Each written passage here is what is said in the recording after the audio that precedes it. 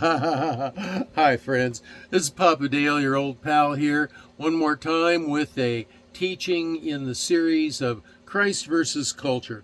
This is a series that contrasts the teachings of the Lord Jesus Christ with what the culture tries to get you to believe. And it's based on 1 John 2:15, which says, "Love not the world, neither the things that are in the world. If anyone loves the world, the love of the Father is not in them." This means that you are supposed to prioritize your relationship with the Lord Jesus Christ more highly and value Him more highly than anything else in existence. So this is just one of hundreds of videos that are planned, which are based on articles that I've written over time. And you can find a list of the topics in the playlist on this YouTube channel. The purpose for recording these on video is twofold: to provide content that can edify and build up Christian believers in their faith. Secondly, it is intended to be a legacy left behind after the rapture of the church, so that folks who are left behind can access it and learn more about the Bible. Who am I? I'm Papa Dale, and I'm a retired pastor, teacher, theologian, chaplain, done a lot of things, and 50 plus years of service to the Lord Jesus Christ. And you should want to know a little bit more about me and any other person that says that they're going to teach you something about the Bible, because the scripture says that in the end times, there'll be a lot of false teachers that will rise up. So I've left a video that tells you a little bit about my education, background, church history, and so forth. And that is titled Intro to Papa Dale. Or maybe it's Papa Dale Intro. You'll find it. It's on any of the Bible-related playlists on this YouTube channel. And you should want to know anything about me or anyone else who is trying to teach you something about the Bible. And what they're trying to teach you should be congruent and consistent with what the Scripture says. That's the most important thing to know about your Bible teacher. So let's go ahead and proceed forward with this teaching, which is on the Ten Commandments. Now, some believers think that we are obligated to follow the Ten Commandments. We're supposed to focus on the law, and we're supposed to perform the law. Well, we're not supposed to focus there. It's all a matter of where our focus is supposed to be. That's important. We are obligated to focus on the leading of the Holy Spirit within, according to Romans 8, chapter 2, or Romans chapter 8, verse 2. Does that mean that we can violate the Ten Commandments? No, absolutely not. The Holy Spirit will always lead us into living consistently with the Word of God, including following the Ten Commandments. It is a part of the new law of the Spirit of life in Christ Jesus. For the law of the Spirit of life in Christ Jesus has made me free from the law of sin and death. Romans 8:2.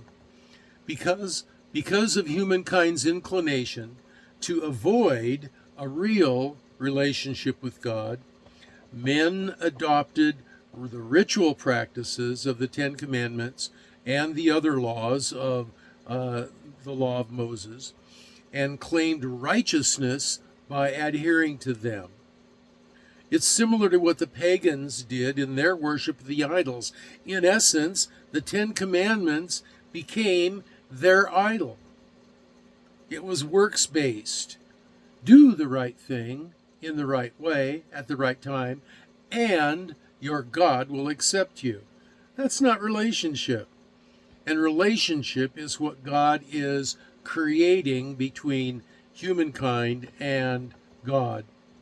Human relationships exist to model the relationship that Yahweh wants with us.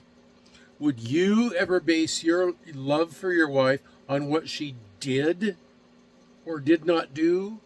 Whether she performed your rules perfectly and accurately and adequately and timely? Or is what she does the evidence that love pre-existed her behavior and your behavior?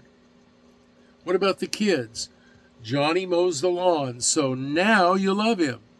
No, a relationship is not based on works. Johnny mows the lawn for you because you asked him to, and that is an expression of his love for you. And it works the same way with God. Works are the evidence that the relationship already exists. Some Christians have carried this error into today's faith. Often, they add the Sabbath day worship and or circumcision to grace as necessary for salvation. And lots of other things they try to add into church attendance, tithing, taking communion, lots of things. But Scripture says adding anything to the grace of God pollutes it. Quote, Paul says, quote, I do not frustrate the grace of God. For if righteousness comes by the law, then Christ is dead in vain. Galatians 2:21. Our focus is to be on the Lord Jesus Christ, not on a list of commandments. Now, if part of your faith is that you want to express your love and your focus on the Lord Jesus Christ by, let's say, fasting, or by being baptized, or by whatever it is you decide that you want to do, and you dedicate that activity to the Lord to honor Him as evidence of your love, as evidence of your focus on Him and your highest prioritizing of Him, then that's great. That's fine. But the focus always has to be on the Lord Jesus Christ. God's moral nature is inclusive of the moral law. See, the moral nature of God includes all of true morality. So, any part of the law of Moses, which people have delineated as being, oh, this is the moral law, including the Ten Commandments, but far greater than the Ten Commandments, is God's moral nature. This is why, quote, Christ is the end of the law for righteousness to everyone that believes. Romans 10:4. The law is replaced for righteousness by the grace of Christ alone, through faith alone, in Christ alone. And the evidence for that is by the Holy Spirit living and leading from within. Quote, as many as are led by the Spirit of God, they are the sons of God. Romans chapter 8. The moral nature of God is greater than the Ten Commandments or the law of Moses. It was a violation of God's nature to murder. Before the thou shalt not murder commandment was given in Exodus. You can see that in the punishment that God gave to Cain because he murdered Abel. Genesis chapter 4. It is God's moral nature that establishes the acceptable framework for human behavior by focusing on the relationship with Yahweh and not on the Ten Commandments. The Holy Spirit will never lead a believer to violate God's moral law. Quote, and if by grace, then is it no more of works. Otherwise, grace is no more grace.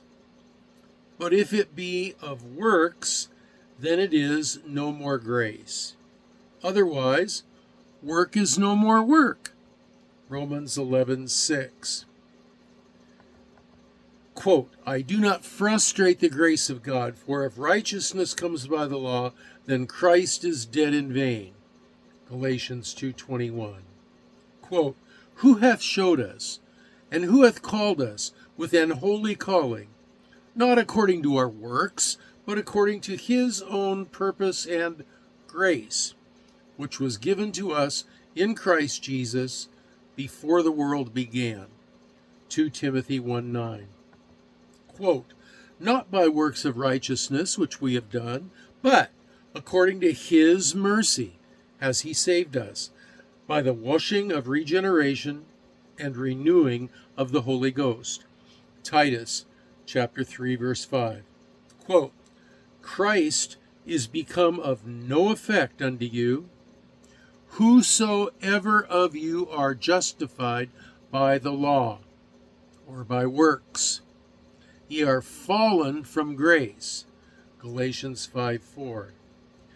But by the grace of God I am what I am, and his grace which was bestowed on me, this is Paul talking, was not in vain, but I labored more abundantly than they all, yet not I, but the grace of God which was with me.